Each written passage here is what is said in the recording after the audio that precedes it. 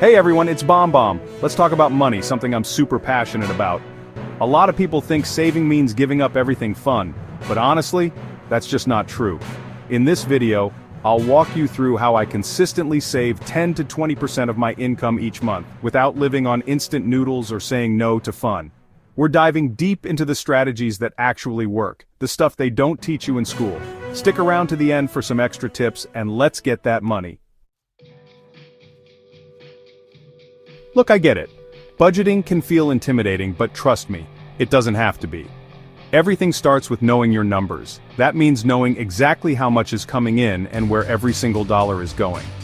I write down my total income, whether it's from a 9-to-5, freelancing or side hustles, and track every single expense for the month. Seriously, everything. That $5 coffee? Tracked.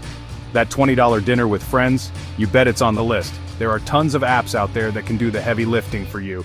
Find what works for you and stick with it. Here's a little secret. I don't wait until the end of the month to see what's left over to save. Instead, I save first. I treat my savings like any other important bill, because honestly, it is. At the beginning of each month, I set a clear savings goal. As soon as I get paid, I transfer that predetermined amount directly to my high-yield savings account. Out of sight, out of mind, and definitely out of reach of any impulse purchases. This pay-yourself-first strategy has been a game-changer for me. Okay, let's talk about how I actually divide up my money each month. My go-to method is the 50/30/20 rule. It's simple, it's effective, and it's super easy to remember. Here's the breakdown.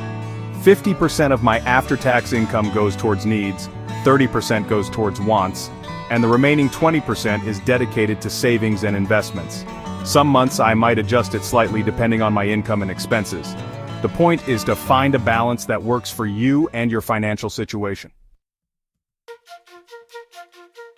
Saving money is not about deprivation, it's about being smart and finding ways to cut costs without sacrificing your lifestyle. Take a look at your spending habits. I bet there are areas where you can cut back without even noticing. For me, it's all about finding little swaps and making smarter choices. Instead of eating out every day, I meal prep. Not only does it save me a ton of money, but it also helps me eat healthier.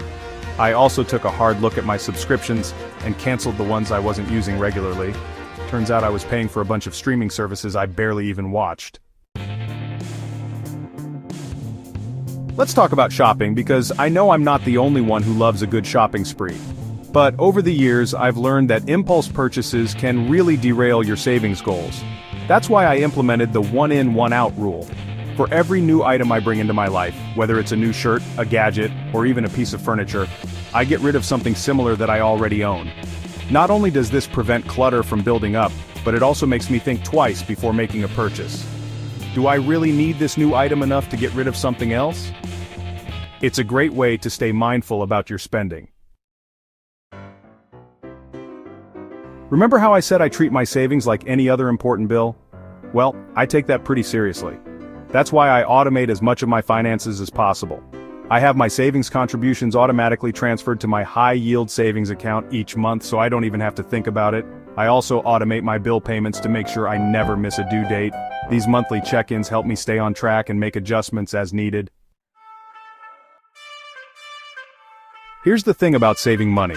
It shouldn't feel like a punishment. It's about setting yourself up for a more secure and fulfilling future. Recognize your progress and give yourself credit for the effort you're putting in. Celebrate those small victories, no matter how insignificant they may seem. Remember, personal finance is just that, personal. There's no one-size-fits-all approach. The key is to find a system that you can stick with, one that aligns with your financial goals and your lifestyle. Don't get caught up in trying to be perfect or comparing yourself to others. Start small, be consistent, and celebrate your progress along the way. You've got this.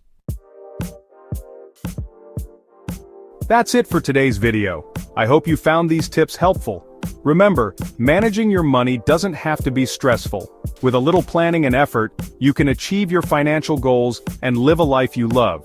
If this helped you rethink your money habits, don't forget to like, share, and subscribe. Until next time, keep crushing it.